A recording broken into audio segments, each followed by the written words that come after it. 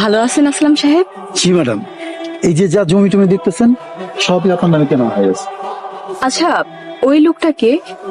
রাজু বিভিন্ন ক্ষেত খামারে কামলা দিয়ে খায়। আচ্ছা আজকে আমি ওরে ক্ষেতের আগাছা পরিষ্কারের জন্য রাখছি। আচ্ছা, তাহলে ওনাকে একটু ডাকেন। হ্যাঁ রাজু, এদিকে আয়। জি কাকা। উনি হচ্ছে ম্যাডাম, এই পুরো জমিটাই ওনার নামে কেনা হয়েছে। সালাম আলাইকুম ম্যাডাম। ওয়ালাইকুম আসসালাম।